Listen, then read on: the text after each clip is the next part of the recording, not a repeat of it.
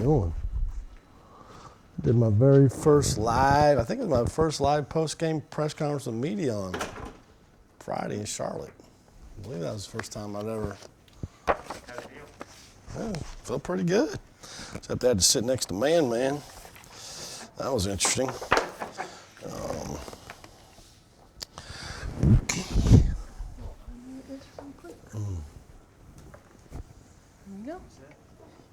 You those got their masks on? Recording in progress. Okay. All right. Ready? For those of you on Zoom, we'll start with an opening statement and then go to the people in the room first. All right. Thanks to everyone for being here live and on Zoom. I'll give you a quick roster update, and then a few opening comments and whatever questions you guys got. Jake Laravia, we're hopeful that Jake will be released to play on the day of the game versus Boston College. With that being said, we'll follow what our medical team instructs us to do. We have one of the best medical teams in the country, and it's completely their decision. Robert McCray is out for the Boston College game. Hope to get him back shortly after return from Christmas break. Damari Monsanto is progressing with his injury. He's been cleared for non-contact drills and practice this morning.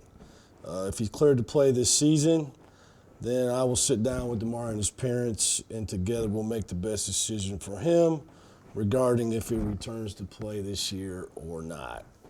The anatomy of the game-winning play. You know, sometimes you get asked that right after the game, and you're kind of like, you remember it, but you didn't see the whole thing, right? And I think it's interesting that everybody did their job. You know, we had to take the last shot. So we told them in the timeout, leave no chance for Charlotte to get the last shot. We called a play in the timeout, which we had put in during the week, and we showed them all the options. I thought Alondas did a really good job initiating the play at the right time, about 8 or 9 seconds left in the game. Davian set a really good ghost ball screen to space to the ball side corner. Dallas set a really good twist ball screen, changed his angle, which allowed Alondas to get downhill. You know, Dallas rolled really hard to the basket and forced the low defender on the weak side to help on the roll. Zay and Dream had great spacing on the weak side, which put the lone weak side defender in peril. The defender lifted up the court, splitting Dream and Zay, which opened up the pass to Zay in the corner. Alondas drew the help 3 defenders and made a great pass in traffic on time on target to Zay, which I can't overemphasize how important that is, on time and on target. Zay shot the ball with confidence, made a game-winning shot. Everybody did their job. And we even had 3 guys on the offensive glass looking at the film, even though there would have been no time, obviously, to tip it in. The defense versus VMI and UNC Charlotte. You know, both teams ran a really complicated offense to defend. VMI from 3, UNC Charlotte pretty much off the bounce. They put a lot of stress on how you guard them. They really test your base principles. You know, we're a team that's up the floor defensively, butt to the ball, belly to the man. That subjects us to some backdoor cuts. So in those kind of games, you got to stay below your man on his bottom shoulder. They adjust to how you guard their multiple actions with counters, and we struggled at times with each team. But we did hold VMI 39% field goal percentage, and we finished the game, I believe, with 9 straight stops. So 3 straight stops is a kill, 9 straight. I told Les that must be a skunk. UNC Charlotte did a really good job, I thought, in the second half of spacing the court. We got spread out and put our guards on an island. We didn't do a very good job in the second half of defending the dribble. We're too hugged up away from the ball, didn't provide enough help. We didn't connect and direct in the ball screen, got split too much. Very poor job defending the pistol ball screen late in the game that resulted in the 2 layups. I think fatigue became a factor in the second half, and late in the game we gutted it out. We didn't shoot the ball well in the second half, and I thought our offense put too much stress on our defense. Even though when you score 82 points, that should be more enough to win a game. Last thing, I'm very proud of my team to finish 10-1 non-conference. So we've come a long ways from the 33-day shutdown that we were in the middle of right now a year ago. We only played 3 games. And we finished the season, I believe you guys informed me, on an 8-game losing streak. Is that true? Last year? Man. So we've come a long ways. Questions? I thought you were the one that stopped bringing up last year. Yeah, well, it's my rules. No. Yeah, I try not to. You're right. You're right, Connor. Steve, kind of going off this stretch that you guys have seen with BMI and with Charlotte, I know maybe the situations aren't necessarily what a coach wants to see, but is that like the way a team needs to be tested going into conference play like that? Well, as a coach, selfishly, you'd like to just sit over there and, put the walk-ons in with about 4 minutes to go and be a blowout, and I'm sure that's what Miles and those guys would want as well, but it doesn't always go that way. And you find out a lot about your team. I think we've done that. Our schedule has done that for us. You never know going into a schedule. Hell, it could be on paper an even harder schedule, and maybe don't go through those things. Who knows? If you go all the way back to Oregon State, we got tested there. Overtime. We got tested Northwestern. Last second. I got tested against VMI, got down, came back. Charlotte, same thing, last second play. So, yeah, I think it's helped us, and fortunately, we were on the winning side of the majority of those. As far as like how that builds up a team, you kind of mentioned last year and how some of those games it was kind of a beat down stretch. Building up now. Where do you see those impacts? I think confidence. You could tell practice, like the 3 days leading up to Virginia Tech. And I'm sorry, after Virginia Tech, leading up to USC Upstate. During finals, we had a tremendous energy in practice. Because they had confidence and they believed in themselves from a great road win.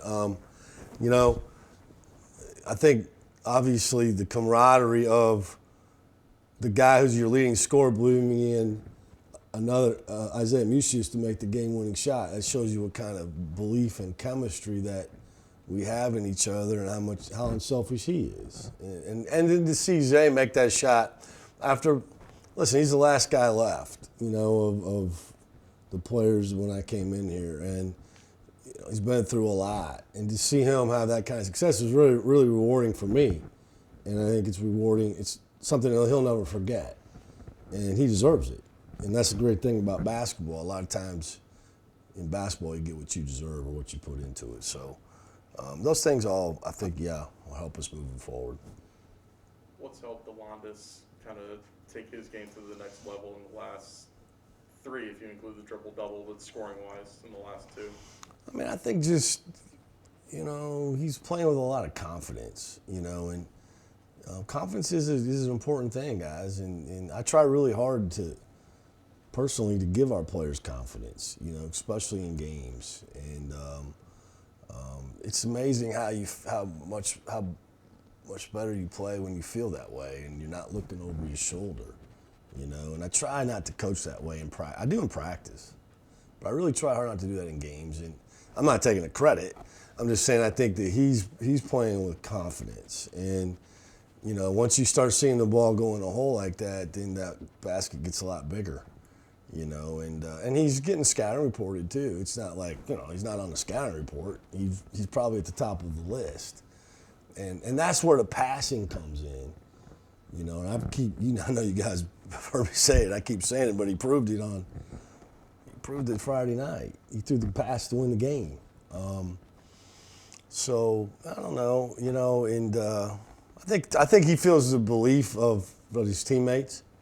I think his teammates believe in him. They're looking for him, but he's looking for them too. There's not a lot of standing around when he's got the ball. There's a lot of cutting, and he's thrown a couple passes that I've been like, whoa. I didn't teach him that. Pretty special. So I'm happy for him too. Do you have, I know you're pretty good friends with Lon Kruger, right? But did you have a relationship with Steve Christensen, his coach at Triton? Well, I don't have a relationship with Lon. We know each other. My relationship is with Steve and with Jim Molinari, who's actually the assistant coach at Boston College now, who was at Oklahoma. Those are the guys that I know. I know Steve. Well, we're JUCO guys. It's where we started out, and Steve's now at Northern Illinois, Division I. But Jim Molinari is somebody that I value as a friend and somebody that I think is an outstanding coach. And so I knew those two guys really well. Are they the ones that kind of told you, hey, this guy leaving Oklahoma? Without question. I spoke to Jim Molinari first. Now, my staff did the majority of the legwork, okay? And then you got to understand, too, I've coached a lot of players from Milwaukee in my career. I know a lot of people in Milwaukee, and I talked to a lot of people in Milwaukee. But I particularly talked to Jim and Steve, and then I know we talked to their assistants at Triton, too. But those were the main guys that we spoke to about that. Steve, one thing that's kind of struck me over the last couple weeks, month or two, is that your team is having a lot of fun. Of course, winning's fun, right? Yeah. But aside from that, you tend to kind of be self-deprecating and kind of fun and outgoing yourself. How important is it for you that the team enjoys playing basketball and being on this team with you? I think it's the most important thing, that it is a game and that they do enjoy doing the thing that they, I know this is not going to sound right, but came here to do. Now they came here to obviously get a degree, but basketball had a lot to do with it. And it's the thing that they've loved since they were little. So why not have some fun doing it? Same with me. I mean, I've been doing this a long time, and I went to my first basketball camp in 1974. I've never really ever quit since, and I'm gonna have fun doing it, and when I'm not gonna do it. And I've seen coaches get to that point, where they get a little bitter, they get a little jaded. Now, making fun of me is pretty easy, so I take on all comers when it comes to that, and I'm the first one to do it to myself, but it's, there's a lot of things that are hard and stressful, but there's also some fun to it, and I've always tried to find that side of it, and I think we got some guys that are having fun, and I think they should. And there's been too many sad faces around here for quite some time, and we need to put, a smile back on our face, I think.